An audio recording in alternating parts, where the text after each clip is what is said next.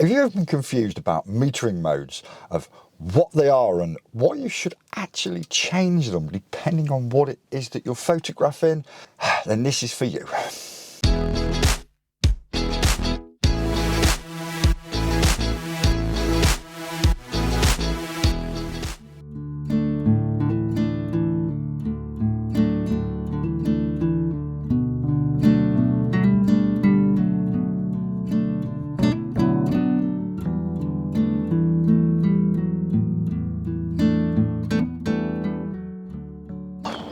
Greetings all, and yeah, today's little discussion is about metering modes, and yeah, it's just a few ins and outs of metering modes, and I pretty much know that quite a lot of people don't change the metering modes depending on what it is that they're shooting. So yeah, we're going to go over those today. But it's looking a nice morning. Not too much cloud around, which is very disappointing, to be honest. I was hoping for a bit more cloud, but yeah. Well, okay, so let's get to where we need to get to, and then we'll discuss metering modes. To the city streets, we began to feel the fire. We rise like...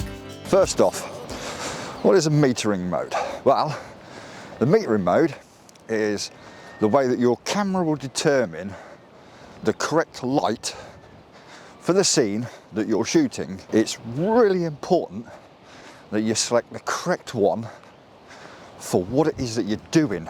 That is a bit cold, and I didn't bring me hat. As the chemicals, they take us higher. The night's young, it has just begun. As she puts her hand in mine, we wanna chase the night, wanna dance to the light, pull stars from the sky, just two hearts running wild. Never sleep, never stop, as we shout from the top, we're gonna Right. Well, I've had to be really quick on this because I've only just got here, got set up, and then the sun rose. Not that I was actually here for a sunrise, but it would have been nice. Anyway,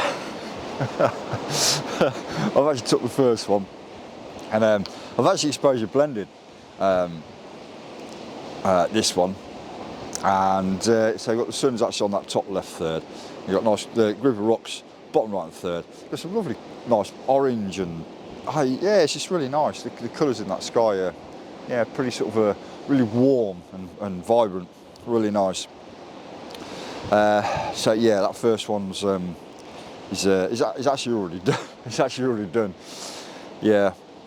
So here we go. Actual settings wise, it was f11. Yeah, I know it's f11 myth crap, but f11, ISO 100, and the shutter speed was 30th of a second. Exposure bracketed, so one under, one correct, one over. So yeah, that's that one done. That's a rush. Right, so let's get back onto this metering modes. And to get the correct exposure, you've seen that little bar with your numbers, you know, -3, -2, -1, 0, 1, 2, 3, so on. That's your exposure.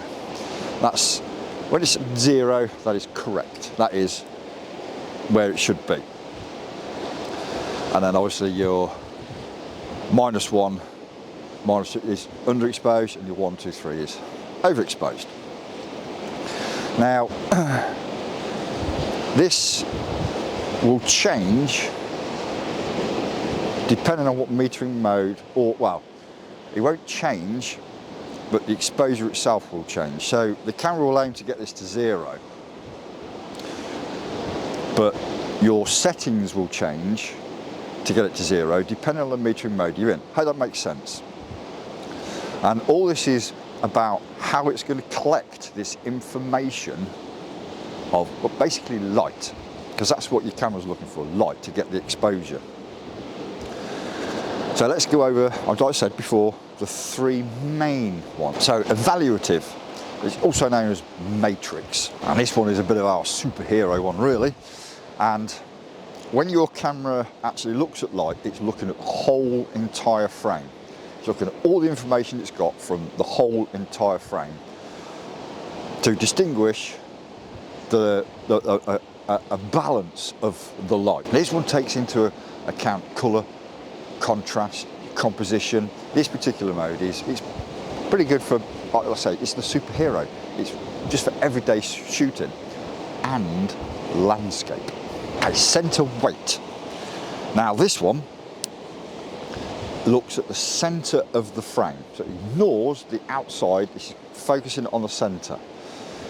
So you're looking at probably half of the centre where it's going to be looking at. And this one's ideal for portraits, because when you're going to be doing a portrait, your subject's going to be, well, central. This one, I'm going to say, for me, I very, very, very rarely use.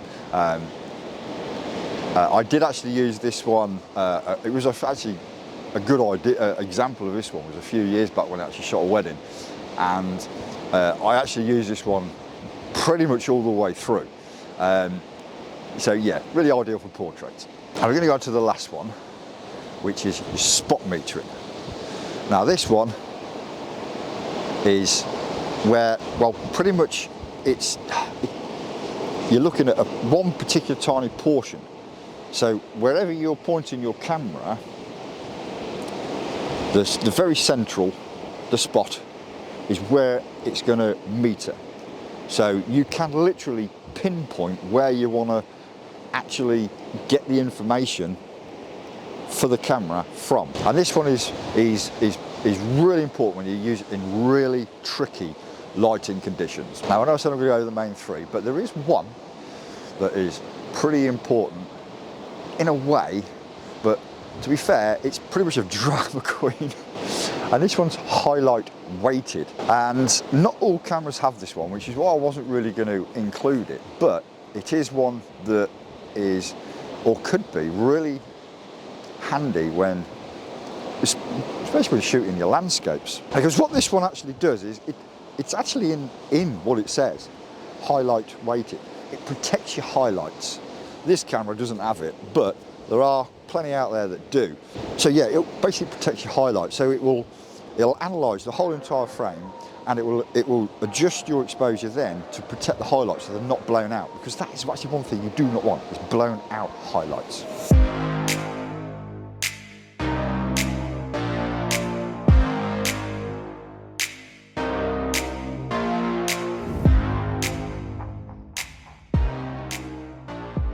Anyway, I hope you found this all useful, and remember, change that metering mode.